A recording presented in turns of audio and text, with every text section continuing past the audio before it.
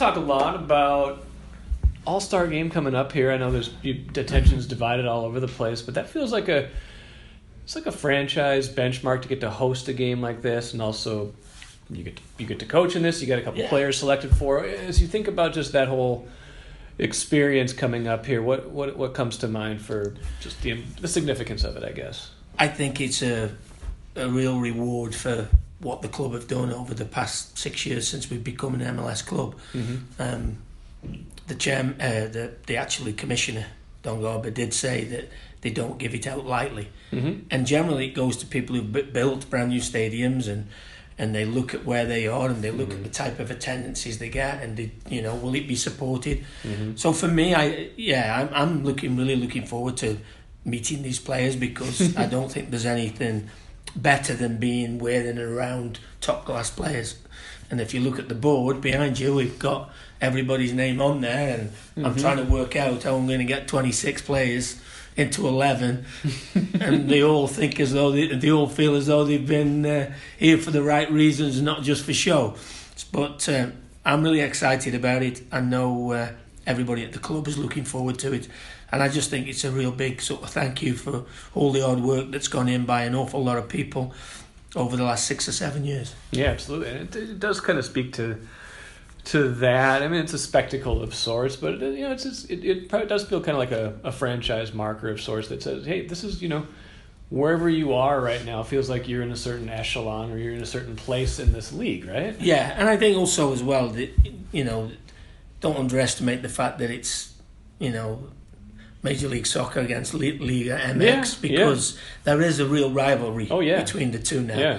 I think obviously the history of the two countries goes back a long way at international level, but I think even now on what you would class as a smaller level now, club football has never been closer than it is at this moment in time. Yeah. And I don't think 10 years ago, 11 years ago, maybe the Mexicans would have considered this. They maybe even thought it might not have been a real competition. Yeah. But I do know now they do. Okay. Because, we've got some games tonight. I think, is it, who plays tonight? LAFC play Club America and Galaxy play Chivas. That will be in front of probably 60,000, 70,000 people. And them games, we're sitting here now, we don't know what the score's going to be. Yeah. I guarantee you what the scores would have been 10, 12 years ago. Yeah. And that shows you how far our league has come on. Yeah. And I think it shows you the respect that the league has down south. Haven't talked to you since Everton. I see you got a little flat. Yeah. You got a lot of stuff here. That must. I mean, I obviously followed it. I kind of watched what was going on. But how much fun was that? Just the whole night, everything that's going on in that, and just the performance you put on, your team puts on. Yeah. What does that mean to you? Pretty surreal evening, because everybody knows my association with Everton. It's the club probably where if somebody mentioned my name, that they would associate it with that club. The fact that one of my playing partners, Graham Sharp, was sort of representing the club that night made it even more special. I got a nice, as you can see there, a picture frame with our shirt on and an Everton shirt. Then I've kept the pennant from the game. So no, it was a great evening, but I was really, really pleased that we played the way I know we can, because I think it showed the people the league is getting better, the players in the league are getting better, and I know from listening to the people from Everton after the game, they were incredibly respectful of the whole evening. They were really impressed with the stadium, the game day experience, the way that people got behind the game, considering it was a friendly game. I think it was nothing but a really positive evening for everybody connected with Minnesota, and the fact that we won, by a lot, like that. Yeah, no, we played well, and I know it's pre-season, it's early doors, but that won't be far off their opening day lineup this weekend. So against Chelsea, so it was a good opposition that we played. We scored some really nice goals at important times. But more importantly, I think that we showed that Minnesota United as a football club can be respected, and that was the most important thing for me. You've scored more goals in general lately. This feels like every season, 34 matches, every season has its own narrative that changes 2, 3, but however many times it changes. The narrative early in the season was Blues can't score or having trouble finishing, whatnot.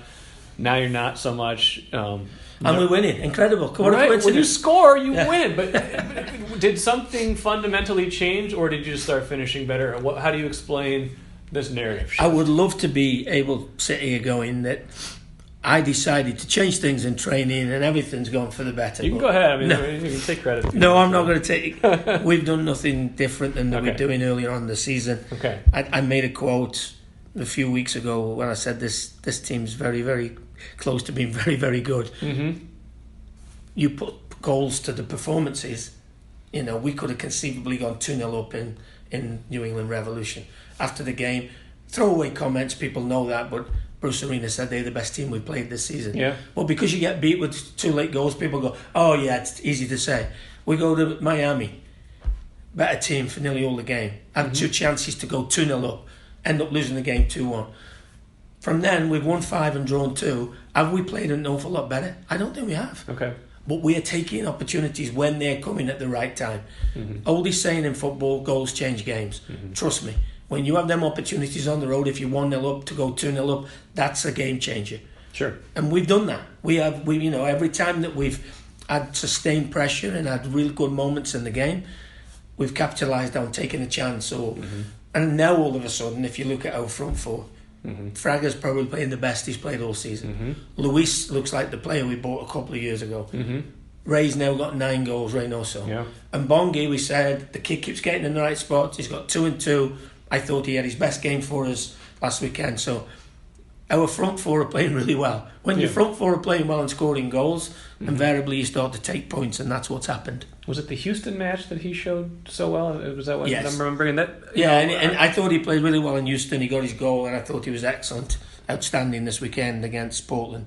I thought it might have been his most complete 90 minutes on both sides of the ball. Defensive shape, helping out in defensive moments, and then being a threat going the other way. I saw a lot of people. I paid attention to the Houston game. I saw a lot of people on social media saying that as good a team win as they've seen. I didn't quite like. Did you make of it that much that there was something to that game aside from just winning against a good opponent and on the road? I knew it was going to be really tough because it always is down there. I don't think people might have been there, but to try and play 90 minutes football when it's over 100 degrees and the humidity is such. And I told the players before the game, the Houston Dynamo's results have not reflected the way they played, because we try and watch the previous 3 games when we go and play a game, home and away, and see if there's much of a difference. They've been really good them last few weeks, so I knew it was going to be tough. So to go there without Reynoso, that's another one that they can't win without Reynoso. They don't play well without Reynoso. So we managed to push that to one side for a little bit. And the good thing is, from my point of view, that we went there with some younger players. We changed the way we played. We had a real good defensive block, but the actual desire of the players to keep people out in the last 10-15 minutes was huge.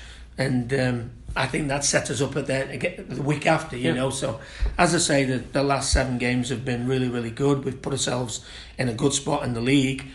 But you look at them results last night with Colorado winning and Seattle winning.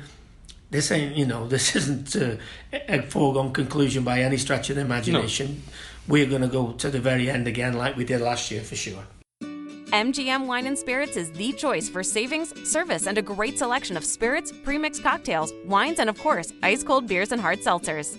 With over 30 locations throughout the Twin Cities and beyond, there's an MGM near you. Head to MGMWineandSpirits.com to find a convenient location in your area. Get social. Follow MGM on Facebook and Instagram for all the latest news and trends. Make great moments with MGM Wine and Spirits, your locally owned and operated choice for over 50 years. Save time, save money. Shop MGM. And that to that point, I want to get philosophical with you for a minute. I hope you don't mind. Mm-hmm. I've been kind of giving thought to this idea of, a lot of people have this mentality in sports these days of, if you don't win a championship, the season was a failure. This kind of championship or bust kind of mentality. Maybe it extends beyond sports. It's society at large. Yes. I feel like there's space to deem the season successful even if you don't win a championship, because otherwise only 3% of teams, 1 out of 30 or however many would say, yes, we had a successful season. That said, I feel like there's a competition between those thoughts where you can get complacent with being good versus striving to be great. How do you, as a football manager, how do you kind of weigh those kind of competing ideas between appreciating success and deeming something a successful season, but also wanting more? Well, we always want more. Yeah. That's the first thing. What I always look at, are we getting better? Okay. Is this group performing consistently better? Is this group better than the players that we had the previous year? I think the answer to that is yes. Sometimes that doesn't align with where you finish in the league, because 3 or 4 other teams might have gone out and spent 50, 60 million that year. So people go, well, actually, you're worse than you were last year.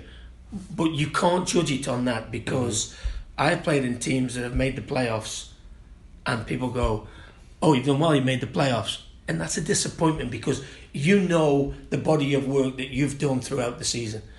We've been inconsistent a lot of this season. Yeah. And I'm not stupid, and I don't try and hide away from that. But now we've sort of hit some form. We've got a couple of players we feel will come in and maybe help us towards now and the end of the season. But every game is going to be important. But do you need to win a championship to be vindicated for the season? Or to feel like you had a successful season? Well, you know, is success for Burnley staying up in a league where everybody above them spends considerably more?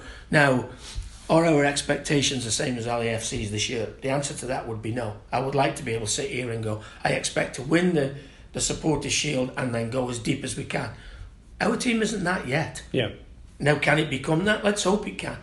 But I think if I was sitting in Steve Cherundolo's chair, I might be thinking, with the amount of players and the depth that we have at our disposal, you know, this might be a really good opportunity for us. I don't think we're at that stage yet. Okay. You know, I know from all the stats that are out there, we're probably 18th, 19th in the MLS Supporters' Shield in terms of acquisition costs and salary spend. That doesn't equate to we should win the title, and we should. No. But do I think that we're getting better? Yes, I do. And that would be a concern for me if I feel as though we're regressing rather than progressing. You got a contract extension earlier this year, and did it come at a time where you guys were maybe still hadn't quite hit your form, or did it come when you were starting to turn the corner? I can't remember. It could have come at a better time than the back of 4 defeats. Mentioning okay, that's what I got. Which I presume didn't go down too well from listening to what people told me, but I don't do social media. We talked about you stay off the social media. I do. Which is good for your own health. By the way, this game is odd enough as it is, rather than listening to people I don't know coming out with nonsense half the time. So I just carry on and do what I do and try and get better. And you know, but you know, my contract was signed in the summer. Okay. You know, we didn't really want to announce much until I got all my assistants done. And, you know, the timing of it probably could have been a touch better. But, hey, it is what it is. You know, they didn't give us that contract extension for what we did the previous 4 weeks. They did it for what we've done the previous 3 and 4 years. So I think we deserved it. You know, I know there's been a bit of negativity this year. And I think some of it unjust. I really do. You know, the fact of the matter is we're 6 points better off than we were this time last year. And yet it doesn't seem as though, you know, it's been as received as well as it was last year. So, hey, I can't change that. Is that just soccer, sports? Do you feel like that's anywhere you go, this would be kind of the relationship with supporters? Or is there something here in particular that's been this kind of combative nature sometimes? I don't think there's any different wherever you are. I'm been in this game long enough to know that when I got appointed here, there would have been an element people were going, I don't want him, I wanted the other guy. Some people go, hey, what a great signing, this guy's was perfect for us. All I can say is that the majority of people that I've had encounters with since I've been in Minneapolis has been on a real positive nature. I think people appreciate what we've done. But bottom line, I can't really think about that. I just have to try and do what I do on a daily basis to try and get us to win the next game. Yeah. Colorado away without 3 or 4 of our best players. Tough, but hey, it's the nature of the game. Let's get on with it. Don't let's worry about it. Couple more things for you enjoying this conversation. You mentioned earlier that you maybe aren't there yet in terms of like what you're this kind of championship or bust kind of goal. What could get you there? Are we talking about this season if you guys hit a certain stride? Are we talking about a year or two down the line when certain players have gotten coalesced or arrived or something like that? A bit of both. Okay. A bit of both of that, because there's certainly a train of thought that hitting form at the right moment can catapult you into a situation. You see it in England in the playoffs, where the team that maybe makes sixth place on the last day of the season can go on and win the playoffs because they're so happy to have made it, and then you get the guys who've been in the top two all year fall out and the world's over and they collapse. Now the bottom line of that is the team that's third is probably better than the team that's sixth, but mentally they're in a completely different place. That team that's been striving, can we make the playoffs, gets there on the last day, that can happen with us. Sure. It's been proven. Teams that have come in on the last day have gone on to win the MLS Cup. So have we got an opportunity? Yes, we have. But you've got to make it first. Yes. But let me tell you that we can, if we get in the right frame of form with the group that we have. Can we win 4 or 5 games? Yes, we can. Okay. I like it. I always give you a chance whenever we talk to what else are you watching? What else is piquing your interest lately besides soccer? Because I know you're a well-rounded man of the world, pop culture enthusiast, sports fan. What else is catching your attention? I've been really enjoying The Captain, the Derek Jeter ESPN sort of documentary. I've been enjoying that. Is it Winning Time? The Lakers? The Lakers thing, I think that's been great. I can't wait for the Legacy one to come out about the Lakers. I think Hulu comes out with that. And around the corner, we've got All or Nothing, Arsenal. Okay. So it's a fly-on-the-wall documentary, which has been about 5 football teams, soccer teams have done it. I think the Arsenal one comes out on the 8th. So we got 4 or 5 days waiting for that to come out. Do you it sounds like you kind of like the documentary, just kind of like learning about the inner dynamics of other teams. Does that help? Does it just personally fascinate you, or does that help you in your coaching? I think it's a bit of both. Okay. I like, the one thing I do, I like watching other coaches, whether it's in my sport or in their after game comments. Yeah?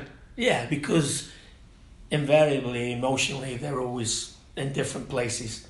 And it's really interesting to see how people cope with maybe losing in the last pitch of the game or a walk-off home run or whatever, a buzzer beater. And I really enjoy watching coaches speak after the game because it's I like the difference from Bobby Knight and his pomp to the, somebody probably not quite as amped up. Yes, exactly. So, but I do believe that you can learn from them things, yeah. Last thing then, what do you think someone who would watch you post-game is learning from you? I think they would be able to tell the minute I walk into the press conference room the mood I'm in. I would say that's accurate. Yeah, I think so sometimes. And I think they wouldn't have liked to have been with me for about an hour after the game against Portland, from going 3-1 up and then going 4-3 down. And yeah, it's what it is. You can't change that. I'm not going to change the way I am, post game after what I consider to be a bad performance. Heart on your sleeve. Yeah, I think so. And I think the players appreciate that. They know where everybody is, and they know where I'm certainly coming from. I appreciate it, and I appreciate your time today, Adrian. Best of luck coaching the All-Star game, and we'll catch up soon, all right? Pleasure, as always.